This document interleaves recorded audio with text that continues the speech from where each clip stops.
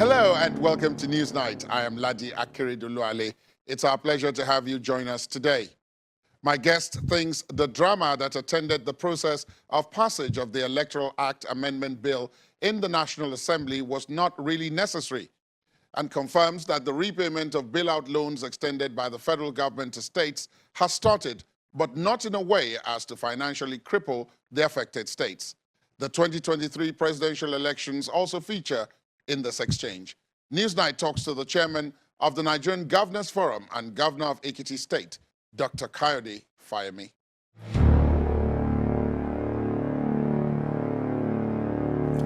Your Excellency, thank you for your time. Welcome to the program.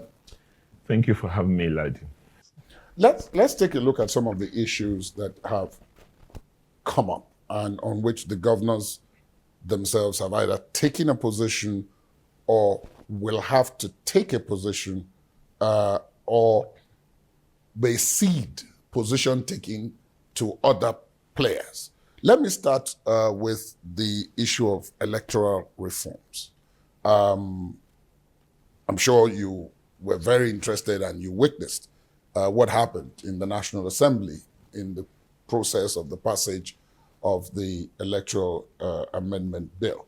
I'm sure it's likely to come up at the Governors Forum, so I'm not asking you your capacity as chairman, because if it comes up there, I don't want to put you in the difficult position of having taken a position in that capacity. But as governor of Ekiti State, what did you make of what happened? Do you think what transpired was, as is being reported, something that was bad for the country? Well, before I became governor of Ekiti State, I was actively involved in the constitutional reform campaign and in the electoral reform network. As a matter of fact, I was a member of the electoral reform network as director of the Center for Democracy and Development. So my position on electoral reform and on constitutional reengineering has never really been contingent upon my being governor. It's a position I've always had as a political scientist, as a civil society activist, and as somebody interested in these matters over a period of time. And I feel that the hullabaloo around this could have been avoided. Partly because I think it's something we must not over-regulate, particularly the activities of an independent commission. If I had the opportunity to have been asked, and which I did have some discussions with people about this without a doubt, I would have actually argued strongly that we leave this matter for the Electoral Commission to handle, rather than micromanage the Electoral Commission or bring in the Nigerian Communications Commission or the National Assembly as the final arbiter on what happens to electronic transmission. I frankly think things could have been handled differently, and it is unfortunate that it's been handled the way it's been handled. It's given an impression that there is some surreptitious hidden agenda, which there isn't. And when I've spoken to our own representatives, and I'm talking about Ekiti representatives right, in the National Assembly now, they've tried to explain themselves. I look for us, particularly in the Senate, which was where it was more contentious, that it was more a vote not against electronic transmission, but for an amendment that was brought before them. You could say it's a distinction without a difference, but the important point is, personally, I think we should leave the Independent National Electoral Commission to handle and decide when or where to utilize electronic transmission, not the principle of it. I think the principle of it is absolutely necessary, and we all, as Democrats who believe that the quality of our election should be improved, we should all support it. You mentioned it earlier, and it remains a contentious issue which requires some level of synthesis. on the face of it, you mentioned it, the northern governors agree that open grazing should be stopped. The southern governors now say it should be stopped. So on the face of it, it looks like... And the Nigerian governors has then put a seal of approval On on that. both positions. Good. Now, what is to happen when it stops?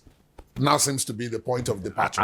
And I think that is really where everything that we've agreed in the past needs to come to fruition. The National Economic Council had agreed long before now on the National Livestock Transformation Program, which basically promotes ranching, rural grazing areas, depending on what your circumstance in your state allow you to do, and support from the federal authorities for this sort of schemes. Because we get support, Ladi, for our crop farmers. Anchor Borrowers Program is there for cassava, it's there for oil palm, it's there for rice. Why can't we have this for dairy farms, for ranching, for all manner of livestock production, aquaculture? And that is really where the National Economic Council, which, by the way, comprises of all the 36 governors and chaired by the Vice President of the country, and some ministers, Minister of Finance, Central Bank Governor, are statutory members of this body. We have agreed. So I learned, I think, day before yesterday or so, that Katsina State has now received Some money. some support for this. The point that has been made at the level of the Governors Forum is that at least each state that is willing to go for this should receive an average, I think we put it at about 5 billion naira. So this thing is not new. The case has always been made that the transition period is what we need to focus on so that we're better prepared for the transition from open grazing to sedentary protective grazing of animals. But it does appear as if there's a point of departure. At the point at which the federal government introduced the National Livestock Transformation Plan, it talked about states making some, if you like, equity contribution by giving land. Absolutely. At that point, most, if not all, the southern states said they wouldn't be given land because livestock farming, cattle herding and so on, was a private business, and that they didn't see why they should give such land to the federal government, which was why it was then optional. So it does appear as if many of the northern states are the ones who are doing the National Livestock Transformation Plan, whereas the conflict between herders and farmers is more down south, in the southwest, in the southeast, and so on. How is that to be reconciled? I don't think that's an accurate description of what transpired, actually, Ladi. Okay. I know many southern states that have signed up to the National Livestock Transformation Program. You do? I do. Ekiti has signed up. Okay. Ondo State, where you come from, has signed up. Okay. And those are just two examples. But I within also the know that Southwest. Oyo has signed up. That makes it 3. So, and there are many others.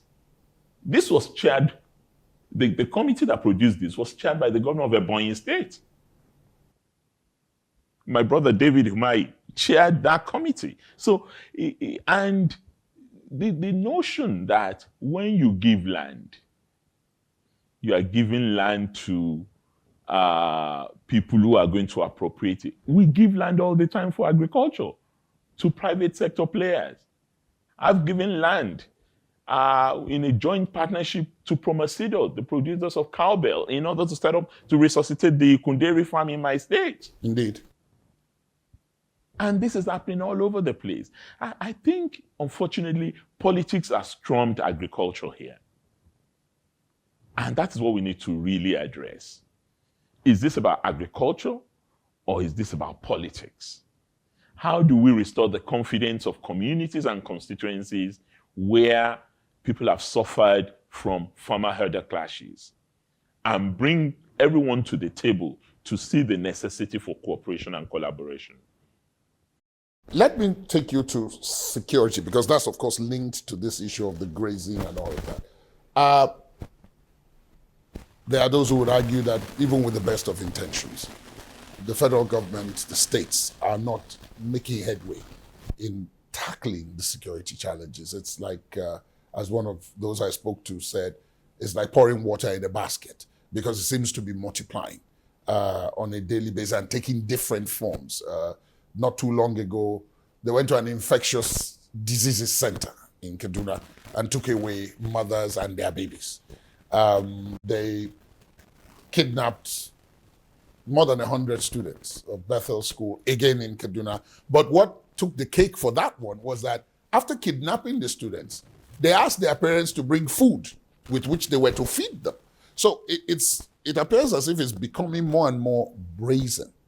And people are beginning to ask the question that, look, isn't it, while we're arguing over politics, isn't this going to be what is going to be the final straw that breaks the camel's back for the country if it's not tackled? What's first your view about what's going on generally? Because Ekiti was not immune at a point. We're not. No part of Nigeria is immune, and none of us should live under the false impression that we're an island in this crisis of insecurity that we're dealing with. No, it is a deleterious situation, and it is one that all of us need to sit back. Only last week, the Nigerian Governors Forum established a peace and inclusive security initiative, basically targeting these issues. How do we reason together with national, federal players, non-state actors, pulling everybody together to say, how do we deal with this problem? There is the immediate challenge of stopping the violence, which we almost contribute to. And we must tackle first the question of motivation for our law enforcement agents and security people. We must also tackle the question of equipment, which clearly has been inadequate. But some of those listening to you, Your Excellency, would say, we've tackled that already. About a year and a half, maybe 2 years or so ago, they took $1 billion out of the. I can tell you about that. We approved that. That came from the National Economic Council, indeed, pushed by the governors. That's but right. The equipment that was procured by that, some of them are just about coming. The Tucano aircrafts are just coming. Some of the Chinese tanks have come, but they're still not enough. They're not even on the ground. So we know that we do not have enough. We also need to tackle the question of technology, because it's not just boots on the ground that will do this. It is also targeted technology, because many of these people who are ravaging the forests are able to do so with impunity, because many of our security people are even sometimes reluctant to go into the forest.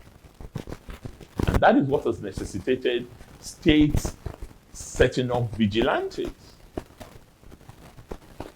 of hunters, local hunters, local security initiatives that are far more courageous and bold to go after these criminals. So we need to tackle that. We also finally need to tackle our criminal justice system to address this. How? This is a criminal issue. It's not an ethnic issue. When people commit crimes and they do so with impunity, then you are not likely to solve the problem, because they're not brought to book for the crimes they've committed. And I think that is why some of what we're seeing all around is happening. So we need to be very decisive in the way we deal with this. Thankfully, the new military leadership is much more coordinated on this, and they're doing a lot that they're probably not even talking to Nigerians about in tackling these crimes. I've gone around. I've been to Kebbi, I've been to Zamfara, I've been to Borno on the basis of these insecurity issues. And I know what I hear from security chiefs, but that's the immediate issue of Stemming arresting the violence. drift, stemming the violence. The larger question of our insecurity situation is what we do with the triggers. Unemployment, inequality, and general disenchantment, particularly youth disenchantment. That requires a far more coordinated strategy that would also bring victims to the table and address comprehensively how to deal with these issues. And we all have roles to play. It's not something that federal government can impose its views. States, the people we're talking about are mostly at the state, they're in our states. So we need to do something to address this, whether it is social protection mechanisms that would enable us to protect the vulnerable and the weak so that they don't become cannon fodders for merchants of evil. Or we look for some kind of New Deal, a Marshall Plan that would provide resources that would enable the state to give jobs to our people. We need to seriously consider this. And that's an issue that we've been discussing at the level of the National Poverty Reduction Strategy Group, chaired by the Vice President, targeting at least 100 million of our citizens to be off the poverty index in the next 10 years. So I think that is really where the challenge is. When you leave people with no option and they have nothing to lose because they're already down, then the triggers would far more overwhelm us than the immediate challenge that we're dealing with, because it's become an existential threat to the Nigerian nation. And we have the NSAS protests seemed to highlight the point that perhaps the timeline needs to be scaled up, even for what you're talking about. It needs to be accelerated.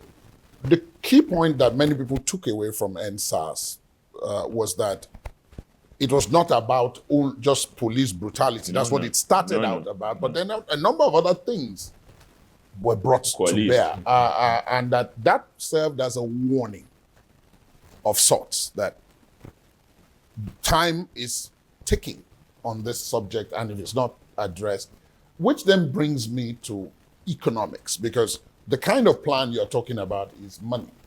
It is. And unfortunately, this is happening at a time that the country is not really buoyant financially.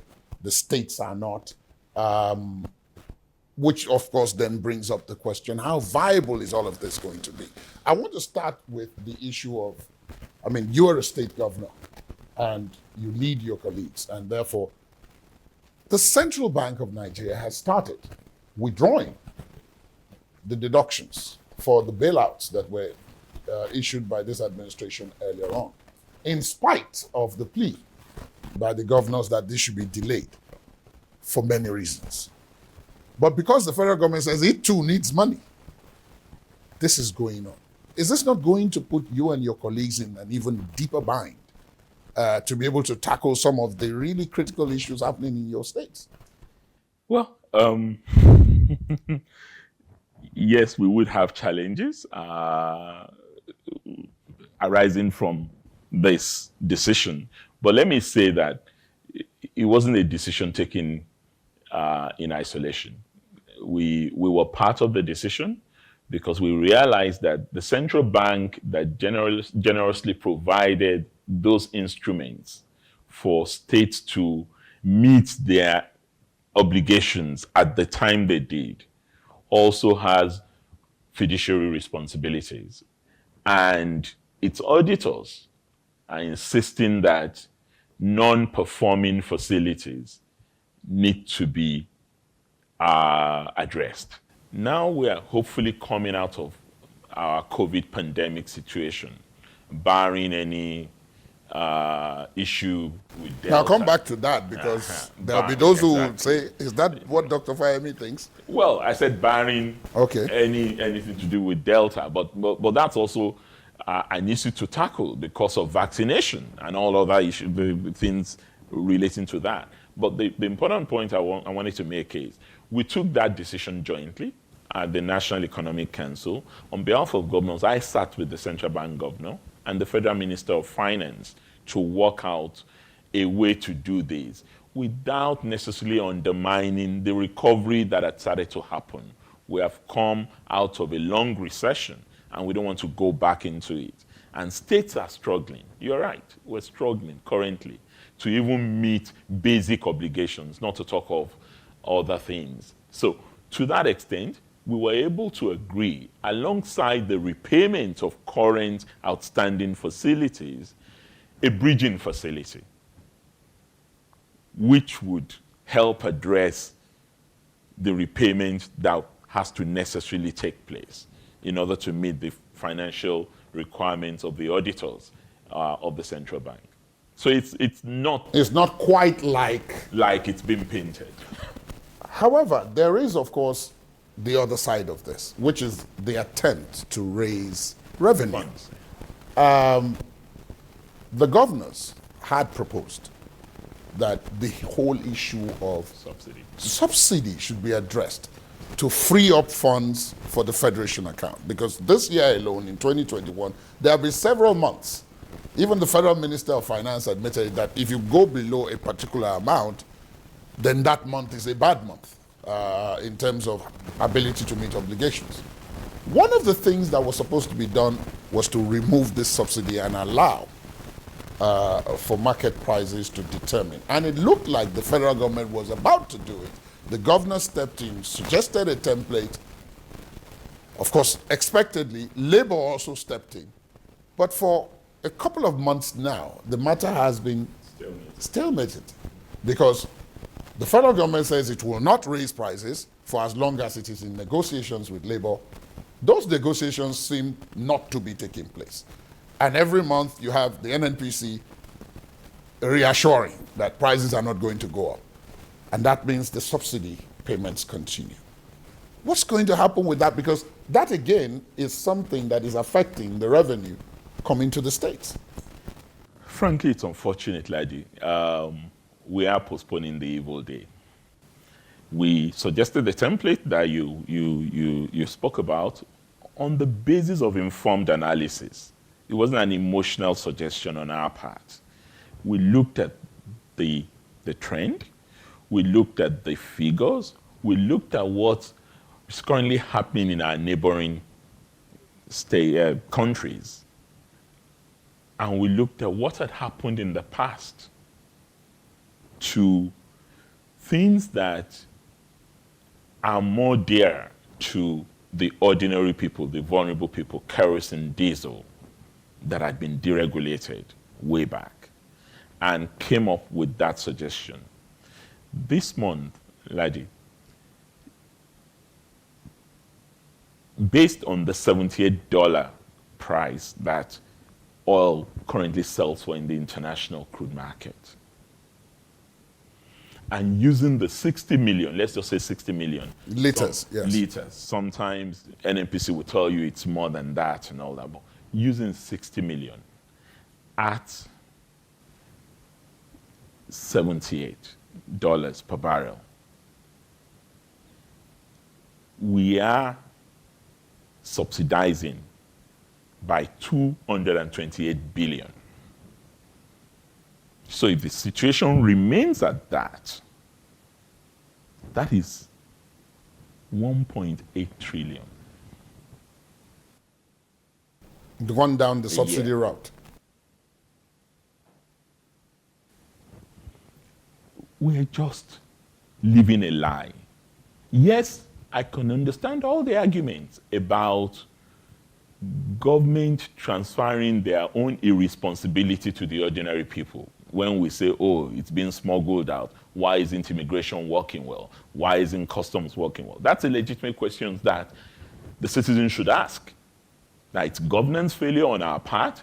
If people are managing to smuggle these things out as much as we claim they're doing without the institutions responsible Being able to apprehend them and hold them accountable. NNPC claims they brought in EFCC into the picture. We haven't seen any difference. There is also the other argument, which is perfectly logical, that do you mean this number of trucks are getting out of Nigeria every day, daily smuggling out fuel without anyone know? How practical is it? So what that speaks to is an alleged fraud happening, a trading of the figures rather than an actual transfer of petrol out of the country. And the way to deal with this, whether it is governance failure or corruption within the oil sector, is to ensure that this is market determined. If it is market determined, then really there's no incentive for either the person who is corruptly enriching himself locally or those who are smuggling it out to remain in the business. And the truth of the matter is that when you really examine it, who are the beneficiaries of PMS subsidy? Ekiti is certainly not benefiting. In the study that we did, we're the last in line. There are 10 states that are the major beneficiaries of this. And you can almost guess what those states are. Lagos would probably... Lagos, number 1. Rivers, Kaduna, Oyo, Edo, a couple of them like that. But the argument is not even about who is there, but the people should ask, why are we Ekiti, small Ekiti, why are we subsidizing Lagos? Where the bulk of the people are able to buy their fuel at 162 naira per liter. But when you go further into the hinterland, it's already selling for a lot more than that. And we pretend that it's 162. 2 is the old question of what alternative do we provide? And I think that's where we need to win the argument with Labour, where Labour is really, where they've got a point. If you remove this and you even regain these funds that you're talking about, 1.8, 1.6 trillion, whatever it is, what are you going to do with it to cushion the impact on the ordinary people? Not on the elite, not on middle class people, not on governors who go around with 20, 30 car convoy or big CEOs of companies, but on the ordinary people who take public transport. What are you going to do to ensure that they don't suffer any serious impact as a result of market-determined fuel prices? We need to answer that question to the satisfaction of Labour and the ordinary citizens. That's why we have to be accountable. However, the way to go about it is not to say, don't remove it. Don't remove it. It is to address how we're going to make it bearable for the most affected segment of our population. And that's where the whole argument about gas-fueled cars come into the picture. There's a whole work that is being done by the Minister of Petroleum Resources under the leadership of the Vice President on this. But not many of us believe that this can be done in the short term. But we cannot remain in this hole. Nigeria is in a hole, and we're a poor country. People don't want to believe that we're poor, but we are poor. Well, we may be rich in resources, we may be rich in human capital, we may be rich in many other things, but in terms of revenue, naira and kobo, we are poor. Part of what has exposed that, of course, is COVID-19 that you mentioned. Absolutely. I mean, it's disrupted things all over the world, but in some countries, it has exposed. It didn't just disrupt. It exposed those countries as not being really on solid financial footing. Nigeria is one of such countries. We have a revenue challenge. That's it. And we're borrowing. We're borrowing to finance. Only recently it was revealed that the debt ceiling had been raised in order to accommodate borrowing. And this borrowing is by federal, is by states, and so on. No. Federal can borrow anyhow. And federal is federal. We are the ones mostly affected by that because we can't borrow. DMO is there to whip states into line. But the states need the money. Well, we need the money, but our threshold has been 40%. In fact, it used to be 20% debt to revenue ratio. Now it's 40%. Well, part of the argument is that is because the states are also not making money, and therefore their capacity to repay is also questioned.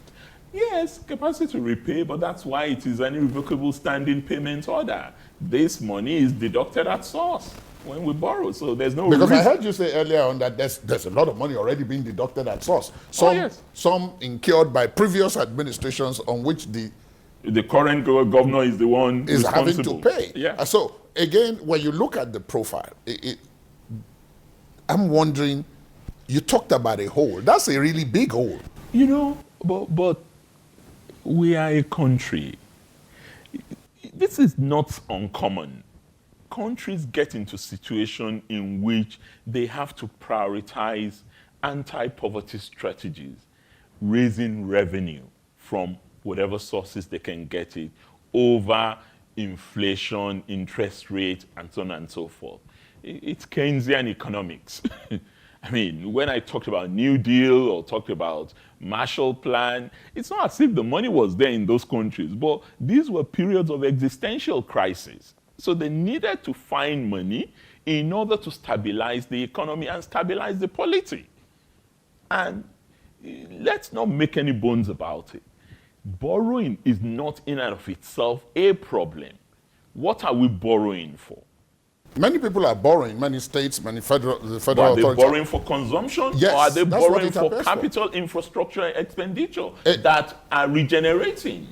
A lot of it is going into recurrent expenditure. They're using it to pay salaries and so on. We are not borrowing to pay salaries in Ekiti State. And I know many governors are not borrowing to pay salaries. In fact, we refuse to borrow to pay salaries. Which is why sometimes you had loggerheads with the labor unions. Well, yes. Because when they make demands that they are arrears. No, but frankly, the labor union in Ekiti is one of the most understanding labor unions. I sat them down. I threw open the finances of the state. Look at it. Advise me. How do we go about this? And they've been very reasonable about it. They've agreed with us more often than not that, okay, we can see the point you're making. Maybe we need to cut down on this. Maybe you need to reduce minimum wage for the more senior people, but don't let's do that for the junior workers. We've juggled, we've done things like that, but I've done it on the basis of transparency and opening my books. And this is what governors are doing. If you do that, you are likely to have a much more understanding labor union. Where they're recalcitrant, even when they see the facts, then you've got to do what you've got to do. Leadership is sacrifice. Bringing up the minimum wage, like you said, that's another source of conflict, usually, because the governors want it to be moved from the exclusive list to the concurrent list. Because these fingers that you see, they're not equal. Yes, but then but those who argue against that talk about things like, do the governors get paid in accordance to the revenues of their states? All governors in Nigeria. But as a matter of fact, governors have argued. Under my watch, as the chairman of the governors, we have argued that RAMFAC basis is wrong. I should not be getting the same salaries that the Lagos State governor earns. It's not. The governor of Maine does not earn the same thing as the governor of New York or governor of California. He earns $70,000. And the governor of California earns $210,000. So why should I, governor of Ekiti, earn the same salary as the governor of Lagos State? It doesn't make any sense. So we need to stop that. And we have put up argument to that effect. Yeah, but then your colleagues may not buy that argument. Well, my colleagues have no problems with that argument. The ones from states where they are likely to be like Ekiti, where the salary will drop rather than rise. Even the governor of Lagos State, how much does he earn? We all earn 500,000 naira per month. Well, that's basic salary. there are other emoluments that we get take it free very housing. off. Yes. We get free housing. We get free car. Medicals. We get medical. Yes, we get all that. I agree. But is that really commensurate with somebody who you have asked to superintend over 100 billion naira budget, for example, in Ekiti, or 1 trillion naira budget in Lagos? Have we been realistic with ourselves? But then that also brings up the issue of husbandry of these resources. Because a lot of people talk about the fact that even though funds are short, but that a lot of the funds are being wasted on frivolities and on luxuries. I was reading an article, you've also mentioned it here, because that some of your colleagues have a kilometer-long convoy when they move, 20, 30, 40, 50 cars in some cases. And all these have to be maintained. So it speaks to probably what you referred to earlier as a medium-term solution, but doesn't it also speak to an attitudinal change that starts with the realization of what you mentioned earlier, which is that this is not a rich country. And if it is not a rich country, no state within it can claim to be rich. And therefore, no governor can justify having a kilometer-long convoy. I totally agree with that. And I'm sure many of my colleagues agree with that.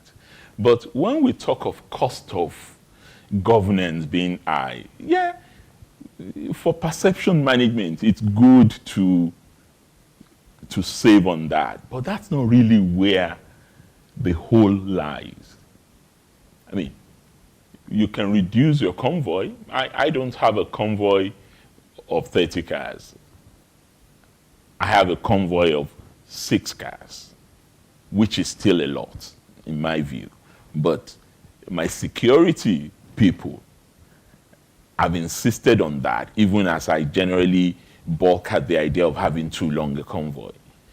So it may not necessarily be the position of the governors that they want to keep themselves in these humongously long convoys.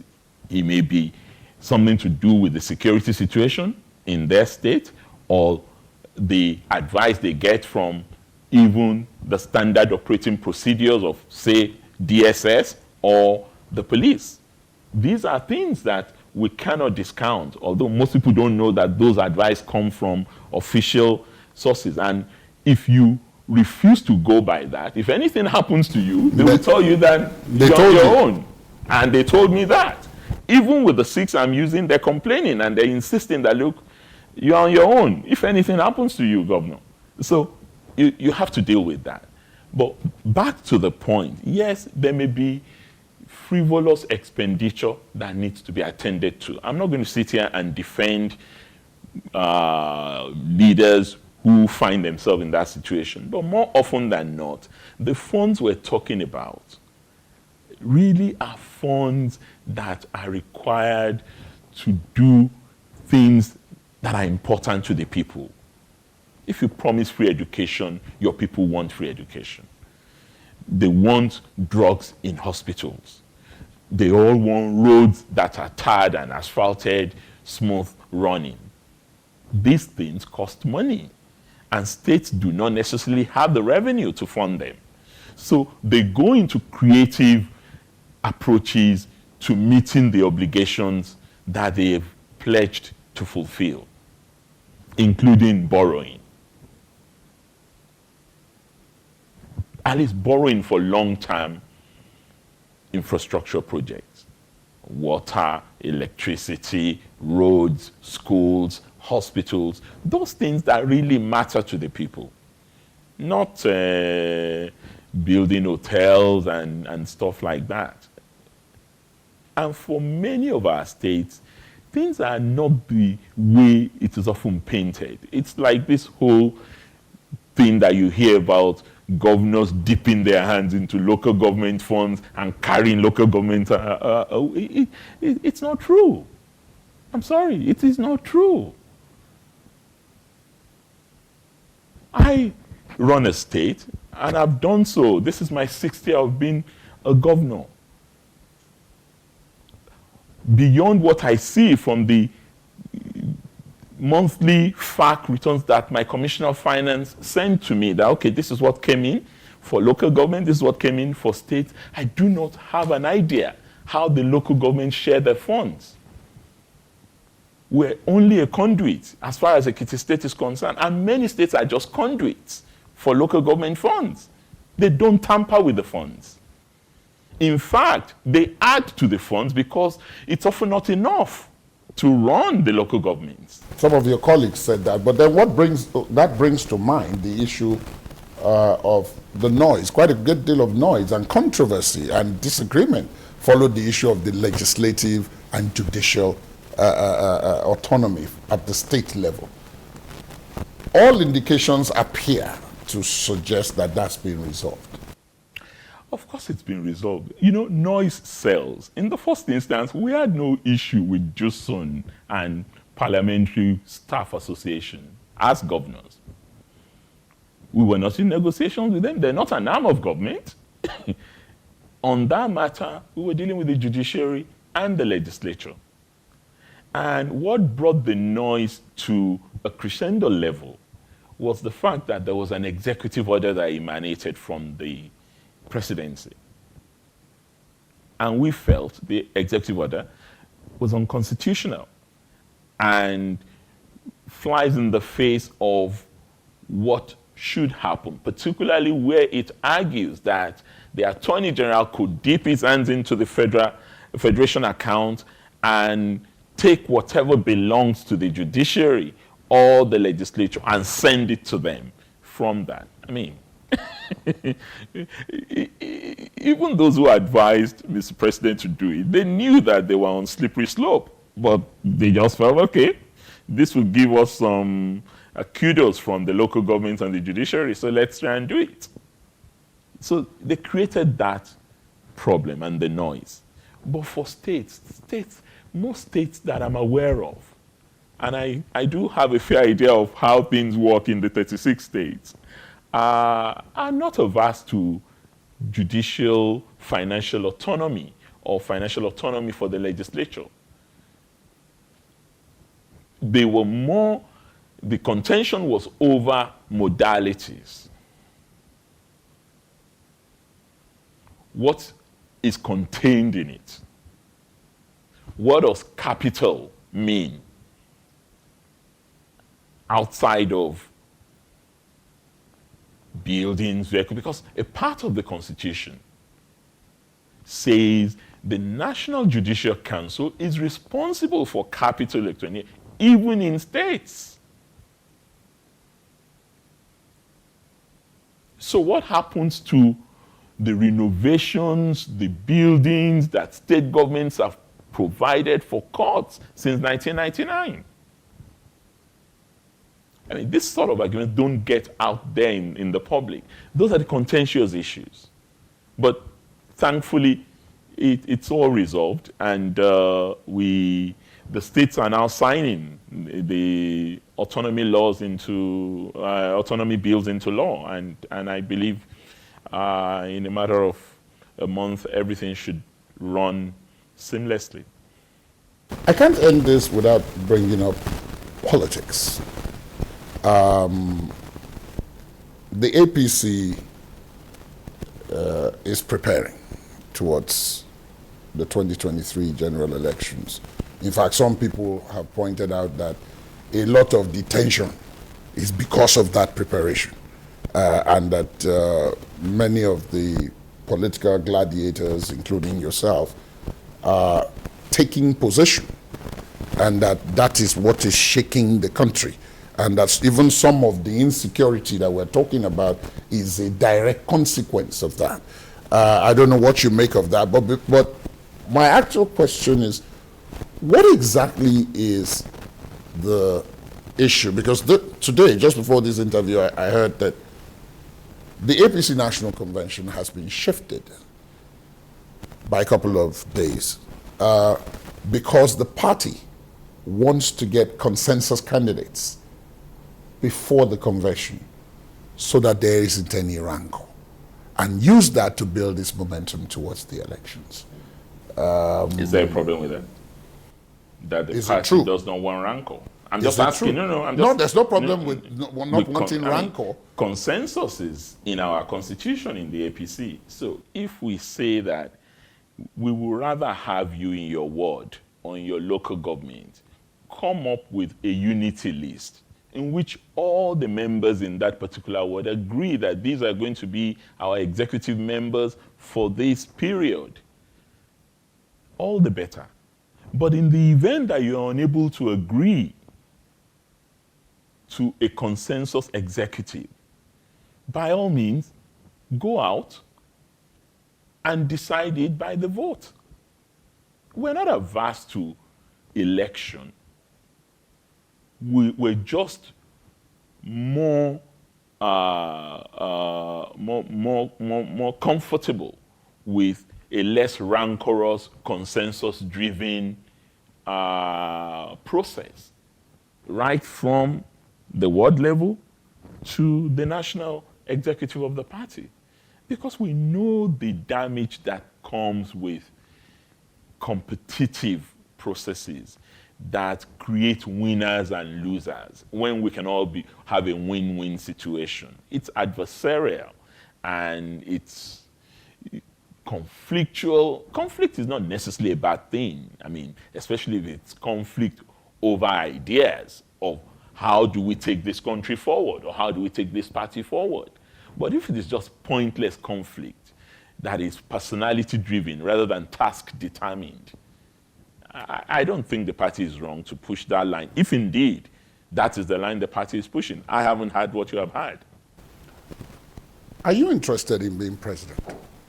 I'm interested in finishing well as governor of Ekiti State. Because part of the complication that has been introduced is that this issue of the convention and the APC is going on side by side with the agitation about zoning and where the president will come from. So let me rephrase the question. What is your view about where the president should come from in 2020? Ladi, I have been on record, incidentally on your channel. I think I had an interview with Seun Okinbaloye about 2 months ago, where I categorically stated that I understand the motivation behind rotational presidency, but I believe that competent Nigerians come from all over Nigeria. I'm quoting myself, and you can check it out. So, in other words, my position it is can clear. come from anywhere. Would you be interested in? Well, I haven't come to that decision yet because I have a job of work. What are the conditions that would make you consider it favorable? What are the conditions? Well, if I'm sufficiently convinced that what is required to run for presidency and the issues at stake are issues that I am sufficiently convinced I have the capacity, the competence, the emotional intelligence to put my hat in the ring. And of course, the contextual situation promotes my running. I have no hesitation to say that I would do that. But right now, I have 14, 15 months to the end of my administration. I still have unfinished business in Ekiti.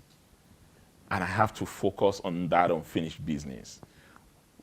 Whatever comes is in the realm of conjecture, and I leave that in the hands of God. I'm not God. Your Excellency, Dr. Fayemi, thank you so much for your time. It's been a pleasure speaking with you. Thank you for having me, Laji. That's NewsNight. Thanks for watching. Do let us know what you think of this conversation and much more. Our social media handles are on your screen.